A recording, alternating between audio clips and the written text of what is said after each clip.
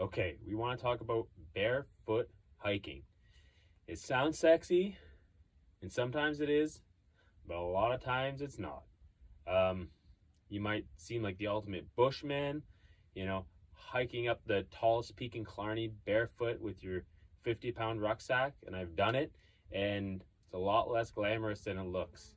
Maybe you get the bragging rights, but in reality, it's not where you want to start. So, for example, I'm wearing these um, grounding sandals from Earth Runners, which are very thin-soled sandal with a copper grounding plug here. So I'm still getting grounded on the earth, so discharging my negative electrons, and it's still pretty minimalist for a sandal. So that's, I would say, my first tip for barefoot hiking is going to be get some type of minimalist shoe or sandal. You see, this isn't a slide, so I'm not having to contour my foot so the slide stays on my toes. That's a big thing. That's going to change your gait, which is how you walk.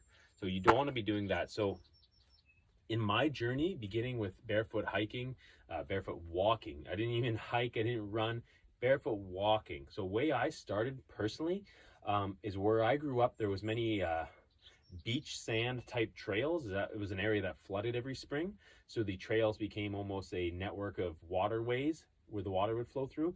So these trails lend themselves very nicely to beginning with barefoot walking. So just walking the way I always did on these very forgiving sandy trails allowed my feet to kind of wake up, because we have so many nerve endings on the bottom of our feet, on the sole of our feet. I think it's actually more nerve endings, I believe, if I'm not mistaken, than in our actual hand. So our feet can be pretty dexterous and can do some pretty incredible things if we only knew and treated them in that way. So I started just walking. I would do walking my parents' dogs. I just go out there for an hour and walk in that nice beach sand and just kind of wake my feet up, like sprawl my toes out. I think it's splaying, it's called, where you spread them out and kind of crunch them into the sand and grabbing the sand. So just doing these little micro movements and feeling the angle of my foot and actually really having it wrap around, let's say like a elevation in the earth, in the dirt, and having my foot contour over that. These little things are how I started off to wake up my feet and get them prepared for more rigorous things like hiking Killarney's tallest peak without any shoes on. So start slow.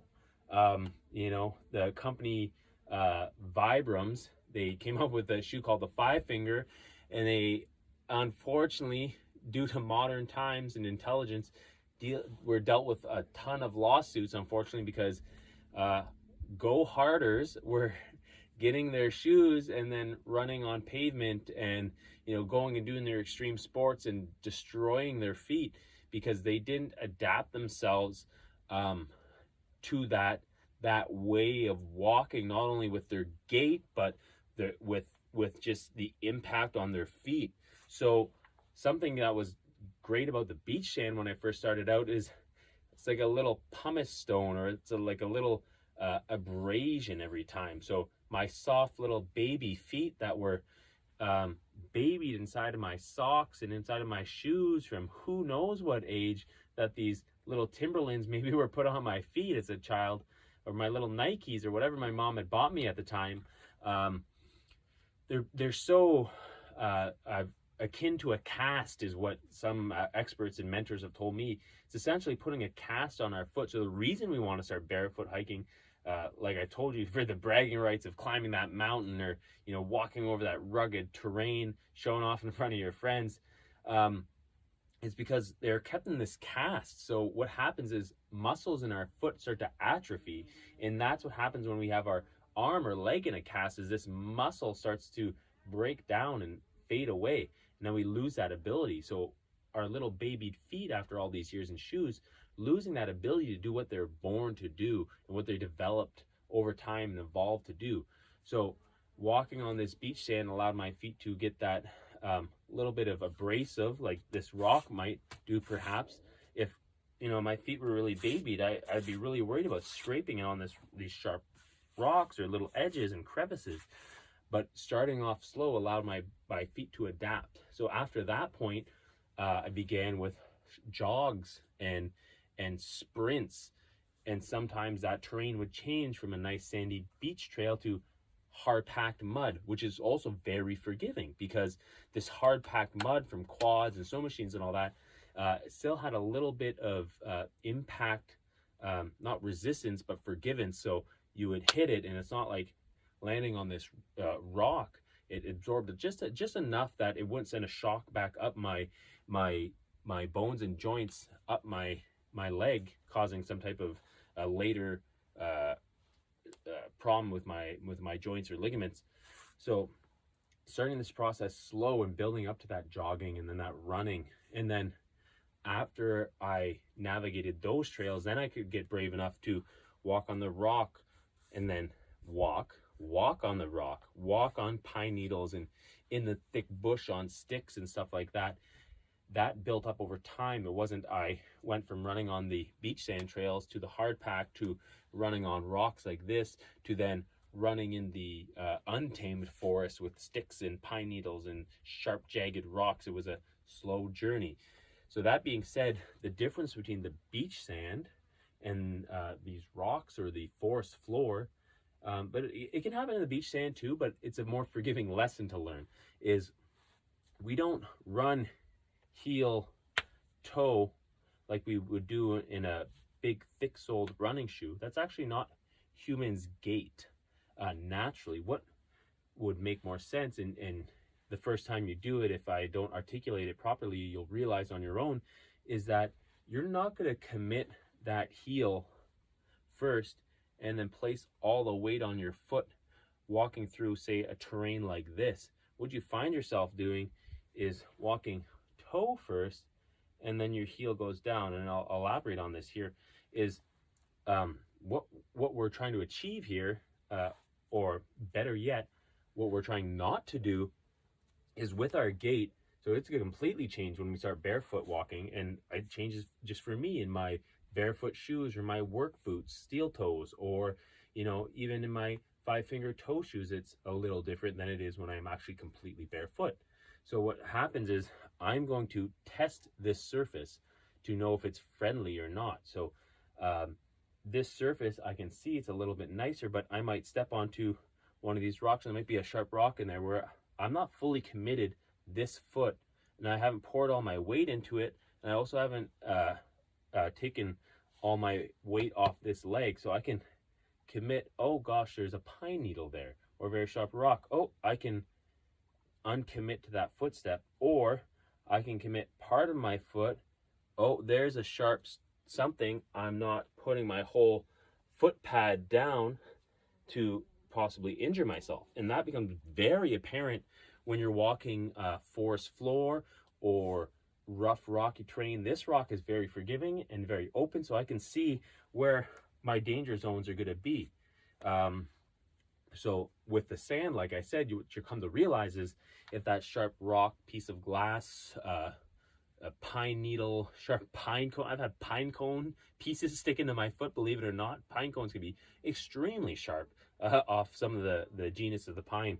So what happens is I'm able to go down, commit or not commit, or what can often happen is you're like, oh, like, and then you just sidestep very quickly because you get this sharp pain in your foot, and you're like, wow, my feet have never felt anything like that because they've been babied in this cast-like shoe for so long that they're super sensitive. And that's where the sand is such a forgiving, great way to start. Rock like this can be great too, because you can really get used to, feeling the little hard points, and you're not getting, at least I can see here that I'm not going to be committing to anywhere where I'm going to potentially damage my feet. I can go for the smooth, flat pieces where my risk of getting stabbed or getting a pressure point activated are very low. So when we change our gait to that toe first, we're allowing ourselves not to commit in potential areas. And then I guess where it evolves from there is you build up. Can I add two things? So generally the stride length will shorten. So if you want to touch on that, and then also not staring down. So we want to ideally be able to still look up. Okay, so a point Daria touched on is my stride length is going to change. So I'm not robotic walking in these longer steps, because in order for myself to carry weight and not commit to that forward step, I'm not going to be out here, because now my center of gravity's moved past this foot. It's no longer perfectly placed and I can't easily push off like that. So you find yourself, I would say, very pretty walking is what the way I like to think about it is. You end up, and this is literally how my first couple times of barefoot walking were in a dense forest floor, is it's a very foot first, not very committed, and then I down, and it's very, very slow. Because if your foot's been in a cast its entire life, imagine how sensitive it is when it comes up against a hard rock like this, or a jagged rock, or a pine needle sticking up, or a stick that's broken and pointing up like a sharpened toothpick. It can be very exhilarating to your nervous system. So that stride is really going to shorten down like that, and your speed is going to very much go down. And that brings me on to the point I wanted to move on to next, was that as you build up the, I guess I would say, tolerance, but also the sensation in your foot, this flat rock is very pleasing to walk on. It feels very, very enjoyable to walk on it. But also what ends up happening is the jagged rocks become enjoyable as well, and they're no longer the enemy. Then what you end up finding is nice round river rocks. Your foot will just go over top of that, and you'd be amazed how your foot can contour and grip when it's barefoot over certain objects, things, tree roots, a stick in the trail. It starts to go over it, and it's no longer this flat, marching flat-footed. It's now this thing that's able to go down and wrap around a weird object, and now you're able to jump to rocks, or perhaps you're able to put your foot up onto something and get up, and now it's becoming more of a hand, and it's becoming less of a sensitive little baby foot. It's coming out of the cast, it's getting stronger. Now you can wrap it around stuff. Now you can jump off of things. Now you can grip on surfaces that you thought were impossible, that you can only do with your hands. But then once you realize that not only have you activated the muscles in your toes that are going, now you've activated the muscles in your feet and its ability to cup, or its ability to hook, and now it can contour in all these different ways. That jagged rocks like this, for me to scale up this rock face where someone might think, oh, that's not what you're going to want to do barefoot. For example, let me show you over here as we go down to the water. Some of these can be pretty steep angle, but now my foot's not afraid to grab onto some of these cracks and crevices, or to scale up this wall perhaps. It doesn't have the difficulty in doing that. I'm able to use my feet, and they're able to contour around things or grab on, and we're able to use these muscles for the first time in these new unique ways. For example, like going down here, you'd be amazed how my foot can contour into these cracks, and that is something that builds up over time. So not only are we awakening our feet and conditioning them, we're giving them back their ability to move and to articulate. And I can't remember if it's like 128 bones that are in our feet.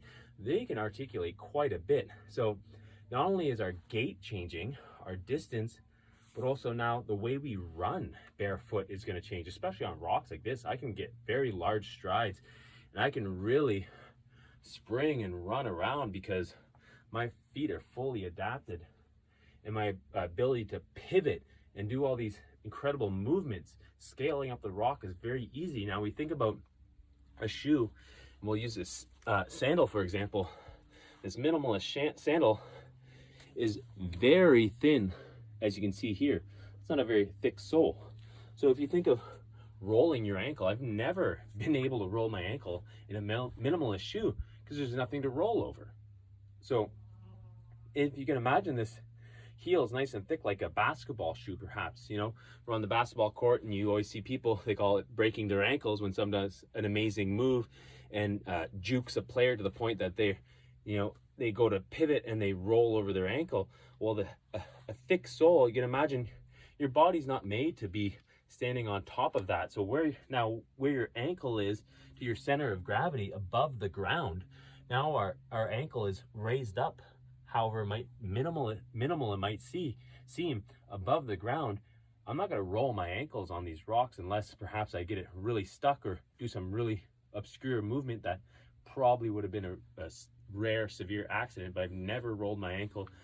Most is what happened is it'll pivot out like this, but I never have a feeling or threat of rolling my ankle because there's nothing to roll over.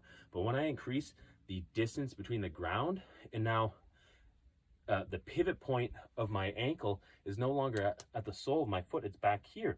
Now the force on my ankle to be rolled and pivoted over is much greater because now the pivot point's down here by an inch, perhaps, depending on the shoe you're wearing. So the force put through that ankle is way more. So these things are things to consider when we're doing our barefoot hiking. So all that to be said, these techniques lend themselves to you starting your barefoot journey, and start slow, and then eventually you get to the point where you can run these rocky shores all day long and enjoy it, and your feet will feel great while you do it. So use some of those tips. Start your barefoot journey slow, and you know what? You'll be running barefoot in no time.